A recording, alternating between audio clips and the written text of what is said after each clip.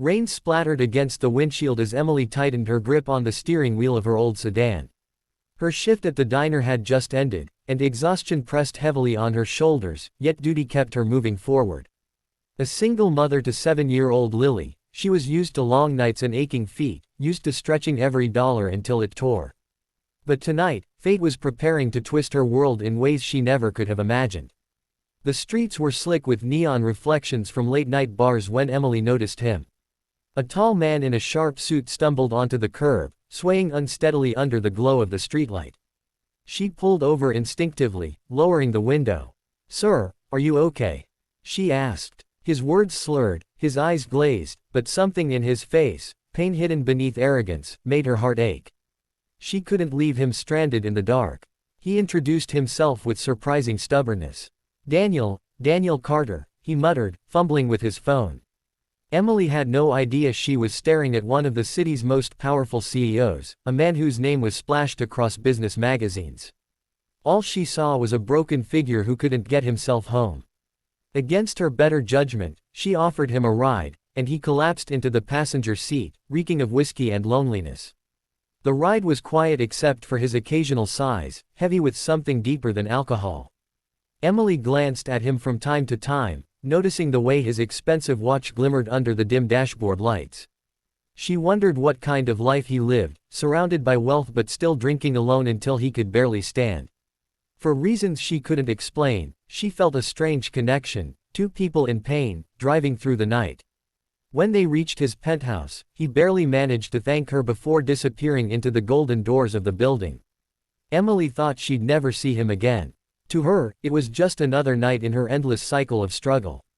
Yet as she drove home, her mind lingered on his broken expression. She whispered a prayer that he'd find some peace, never knowing that her life and his had just collided for good. The following morning, Daniel woke with a pounding headache and fragmented memories of a kind voice. He recalled a woman's steady hands on the steering wheel and her soft tone asking if he was okay. It nagged at him. Why did her presence feel different from the countless strangers who passed through his life? Determined, he sent his assistant to track down the driver who had brought him home safely. Emily was stunned when a sleek car arrived at her small apartment complex days later. The driver handed her a note written in elegant handwriting, "Dinner. As thanks, Daniel Carter." She almost laughed at the absurdity. A CEO inviting a waitress to dinner. It sounded like a cruel prank. But something in her heart whispered to accept, so against every wall she had built, she agreed. Dinner was awkward at first. Emily felt out of place in the glittering restaurant, her thrift store dress paling against the diamonds of women around her. Yet Daniel surprised her. He didn't talk about business or flaunt his wealth.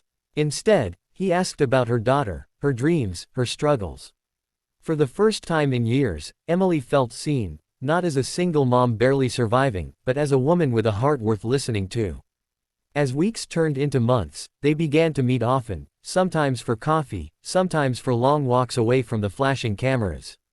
Emily discovered that behind Daniel's hardened CEO mask was a man carrying scars. His late wife had passed in an accident years earlier, leaving him drowning in grief and burying himself in work. The drinking had been his only escape, until a kind stranger drove him home. Emily found herself opening up too, confessing the pain of raising Lily alone after her husband abandoned them. She admitted the fear of never being enough, of her daughter growing up without a strong family. Daniel listened quietly, and in his gaze, Emily saw not pity, but admiration for her resilience. Slowly, walls crumbled, replaced by fragile threads of trust. But life was not a fairy tale. Rumors began to swirl in the media about the mysterious woman seen with Daniel. Paparazzi ambushed Emily outside her workplace, questioning her worth, mocking her appearance, calling her a gold digger. She cried alone that night, terrified of dragging Daniel's reputation into scandal. She considered walking away, convinced their worlds were too different to ever truly collide. Daniel refused to let her go so easily. He showed up at her doorstep, drenched in rain, insisting, "I don't care what the world thinks. You saved me that night, Emily, not just from the streets, but from myself. I can't lose you now." His words shook her, but fear still lingered. Could love really bridge the gap between a waitress and a CEO? Their greatest test came when Emily's daughter, Lily, fell ill with pneumonia. Hospital bills mounted, and Emily's pride battled with desperation. She didn't want to lean on Daniel's wealth, didn't want him to see her as another burden. Yet Daniel showed up at the hospital every night, reading Lily's stories, holding Emily's trembling hands, proving that his care wasn't about money, it was about family. One evening, as Lily drifted to sleep, Emily finally broke down. She whispered, "Why me, Daniel? You could have anyone, women with power, beauty, wealth. Why choose a single mom with nothing to offer?" His reply was simple but life-altering, "Because you gave me something none of them could. You gave me back my heart." The words sank deep, softening every wound Emily had carried for years. She realized love wasn't about status or perfection, it was about healing broken pieces together. With Daniel, she wasn't just surviving anymore.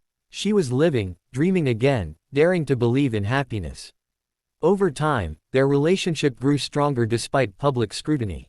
Daniel proudly introduced Emily and Lily to his world, refusing to hide them.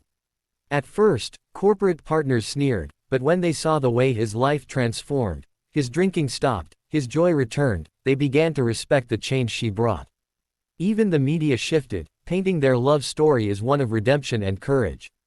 Emily learned to stand taller, not just as a mother, but as a woman worthy of love and respect. She began to believe in her own strength, encouraged by Daniel's unwavering support. Together, they built a bond that Lily thrived in, finally experiencing the warmth of a family she had longed for. Daniel too changed in ways no business victory ever could. He laughed more, worked with purpose instead of numb escape, and treated his employees with newfound compassion. He often told Emily that she had rescued him more than once, first that night on the curb, and every day since. Their love was not perfect. They argued, stumbled, and faced the harsh glare of public life. But through it all, they chose each other again and again, stitching their broken pasts into a future filled with hope. Emily often looked back at the night it all began, still astonished that one act of kindness had rewritten her destiny.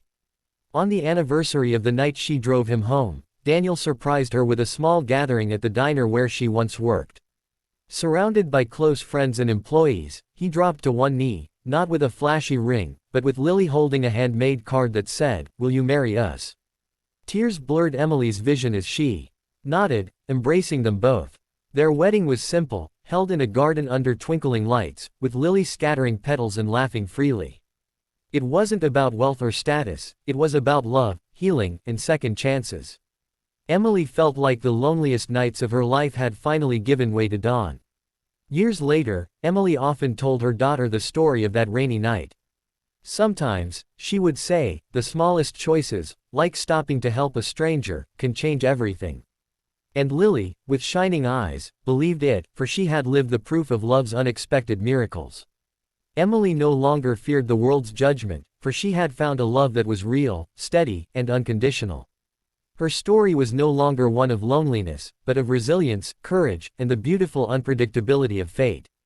And Daniel, once a man drowning in grief, became living proof that no amount of power or money could replace the healing touch of love. Together, they built a life not defined by titles, but by laughter, kindness, and the unbreakable bond of family. In the end, Emily realized that love had not only changed Daniel's life, it had saved hers too. For every moment of doubt she had endured, she now had 1,000 reasons to believe in hope. Their journey was messy, imperfect, but deeply human, and that was what made it beautiful. The story of a lonely single mom and a broken CEO was no fairy tale, it was better. It was real, and it left behind a message stronger than any headline. Love doesn't follow rules, wealth doesn't define worth, and sometimes, saving someone else is the very thing that saves you too. Emily and Daniel's love became more than their own, it became an inspiration to those around them. Employees, friends, and even strangers saw in them a reminder that second chances were possible, and that healing often comes from the most unexpected places.